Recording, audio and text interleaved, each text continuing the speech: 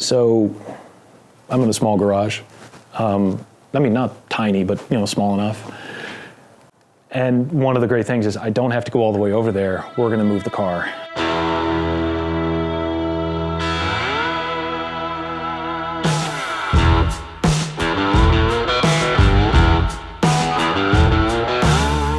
I've always wanted to cram a big set of tires in the back of my 1970 Charger.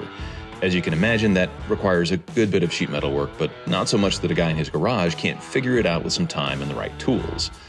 And of course, I can't make anything too easy because the off-the-shelf solution is designed to work with a factory unibody, which I cut into small pieces of mopar confetti several episodes back. So that means getting out the big mallets and the English wheel and further modifying these inner tubs from AMD.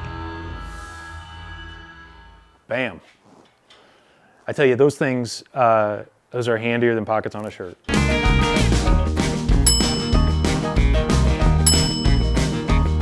So I'm a big fan of those things.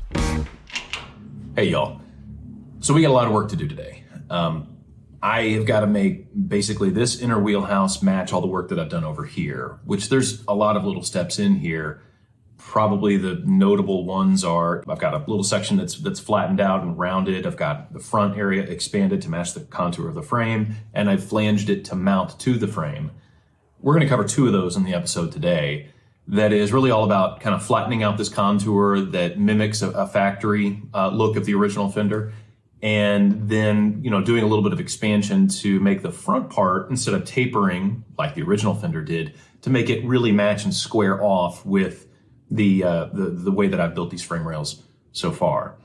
I ordered from AMD these expanded kind of factory style fender wells. So if you want to, tub, mini tubs on the inside, they make these pops that are essentially, I forget, it's 2 or 3 inches wider on the inner part, and it saves a substantial amount of work than just mini tubbing your own stuff. I like that factory look. The whole idea is if I can throw a coat of paint on this one that I've done over here, this driver's side, it should just disappear into the background and nobody should be able to know that it is, got a lot of hours into it, right? It should just sort of fade into the back. Now, I have to, just a little bit of process here, I have to do one side totally off camera, no video, so that I can figure out how the heck this thing works and then get a general idea of how to turn that into an episode for y'all.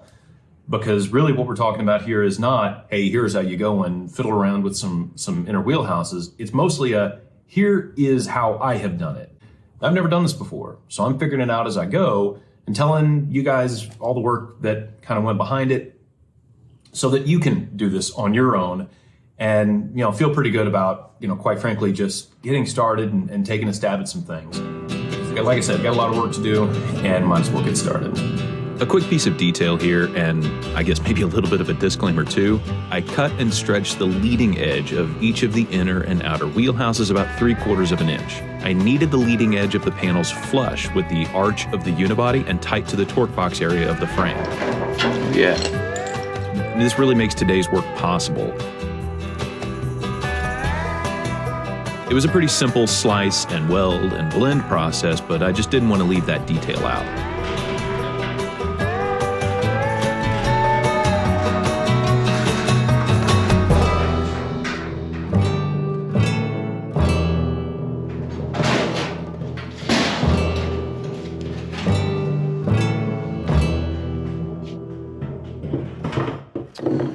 All right, first thing that we've got to do of the two tasks that we're going to do today is to round out this flat section here. I've got my 50-pound shot bag, or a shot bag filled with 50 pounds of sand. We're going to use the bossing mallets to get this rounded out, and then we'll see what kind of radius we're dealing with, and then we'll hit it with the English wheel.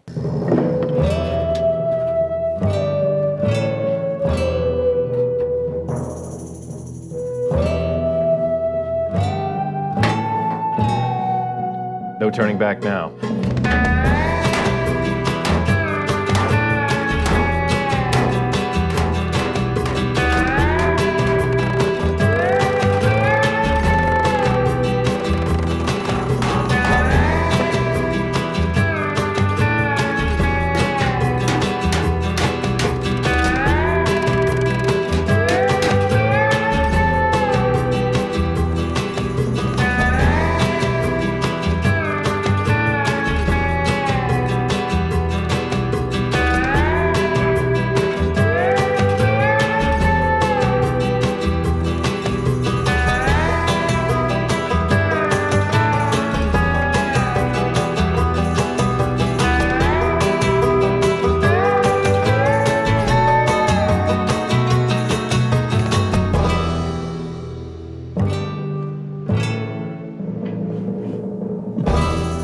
So I've got most of the walnut shell kind of dimpling. Walnut shells, that's just something I heard that was related to the texture that gets on here after you beat it with the bossing hammer. So I got most of all that texture out. It's pretty smooth. I'm gonna spend some more time getting this thing just, I think, as good as I can get it. And then we're gonna go fit it back in the car. So just a little bit more back and forth, a little bit of time, a little bit of patience. And I keep stepping down the radius on the anvil as I get farther over here to the inside. So I've not even really worked that section yet. So I'll probably do this just a little bit more, light pressure, and then yeah, see how it fits. It took maybe 30 minutes to get this panel roughed in using a fairly modest amount of pressure. Really, it's pretty smooth, darn near close. Where we're gonna move to now is we're gonna get the paint off, and I like to use a file. This is a slow method. We're just gonna use a file on the fine side, and it's gonna start to show me the high and low points. Now, because I have to do a little bit of weld and put in a pie slice here to expand the shape, I'm not gonna go to trying to get this thing all finely planished just yet, but I do wanna see, you know, or at least I want y'all to see, that this thing's actually pretty doggone smooth, and all you need is just some pretty basic tools and, I don't know, an hour or two of your time, and you can make stuff really, really slick and smooth and all that stuff. You can see a couple of high spots right here.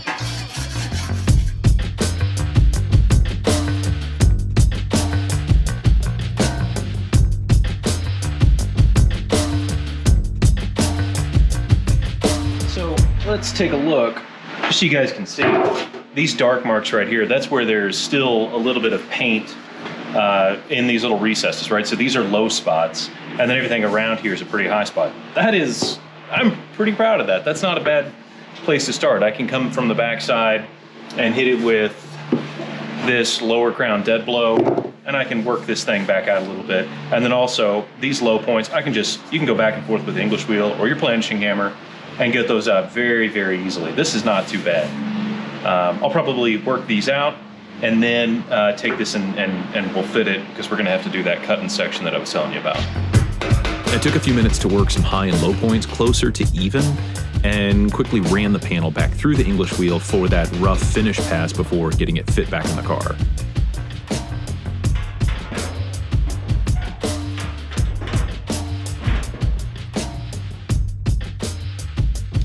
I'm pretty happy with that. The bossing mallets and English wheel did really well. I'm happy with how the shot bag holds up with sand in it. A lot of people use lead shot. I really like the sand for a variety of reasons.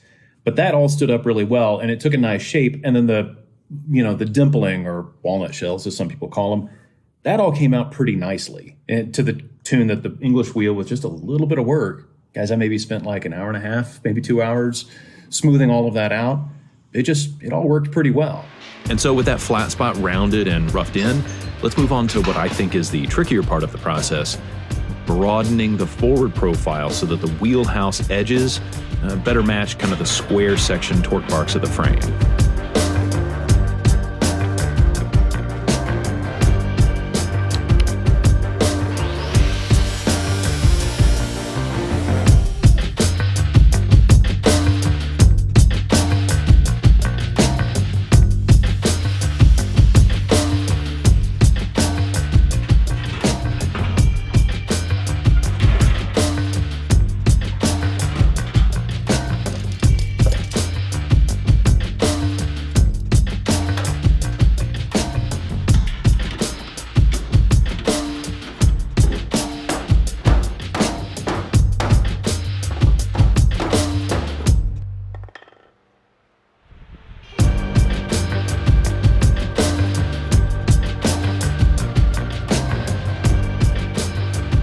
Pulling these inner wheelhouses in and out is something that's going to happen a lot. If you do this type of project, fitting this over and over and over again with every small little adjustment you make is the only way, I think, to get these adjustments dialed the way that you want.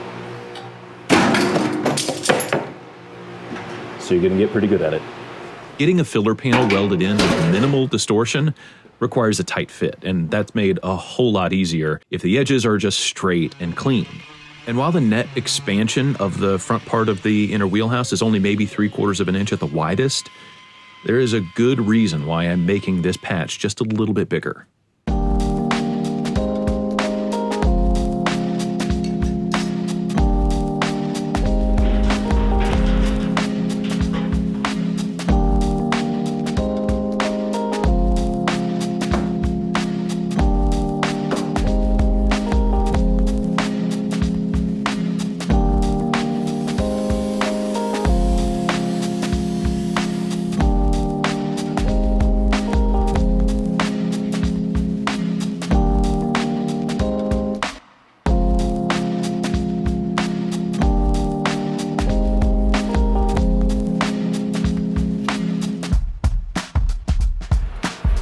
So this is what I've shaped up just here very quickly, and it's pretty close.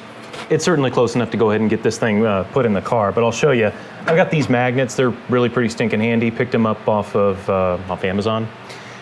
And I can get this thing mocked up. This is obviously wider than it needs to be. I'm not too worried about it because I got an English wheel and worked down all the welds anyway, so this is close enough. All I've really got to do is go to the other side, mark where I want to cut, and then, just cut it out just a little bit outside that and see how it fits, trim, and from here you're just going to be welding and, working these down and then doing a little bit of blending. It's not too bad.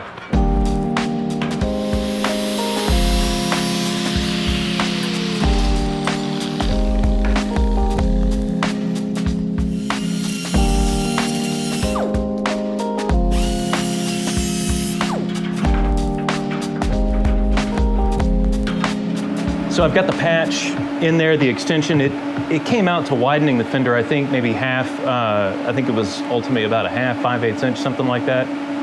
Honestly, I kind of forgot to measure it, but it's not a lot. This patch is in here and it's wider so that the weld seams that I have to run back through the English wheel to dress down and blend, so that they're not right next to each other.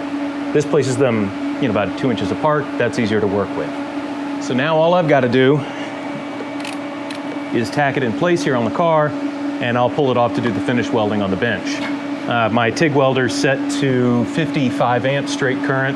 I, of course, have my little variable here. This will probably weld at about, 40 amps, something along those lines, but I'm just gonna do a couple of tacks.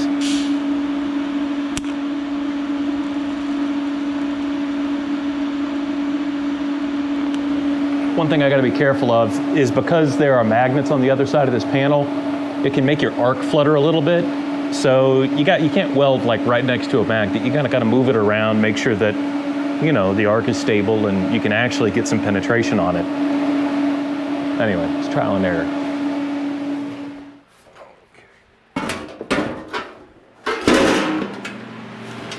From here, it's really just going to be about welding this seam. I'm probably going to do it at a constant 40 to 45 amps. 18 gauges 040 material, about 1 amp per 1,000th inch of thickness. Pretty straight ahead.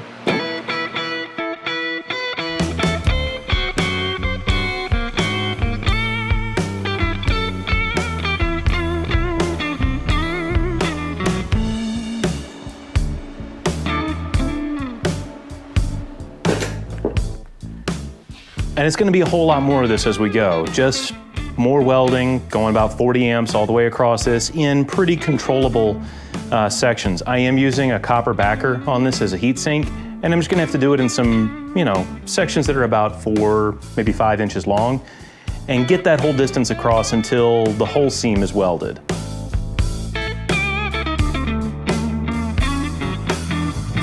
So that's about gonna be it for today.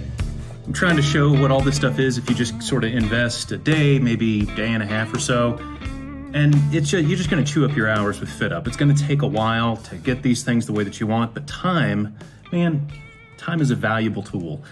Everything that we did here for what I'll call is a good day, day and a half worth of work, smoothed out or took the flat section and made it round, ran it through the English wheel, got it really nice. And we could have stopped there if we just wanted that flat part to be round, like if you were putting this on an original unibody.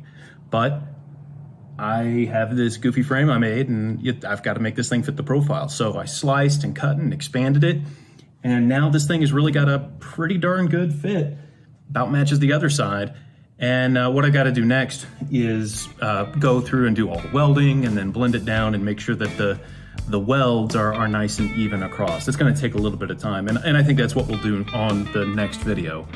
And I'll show you some of the tips and tricks that I use to do very low warp welding that you can blend back from and have nice and even. But look, appreciate y'all being here, and until next time, take care, all right?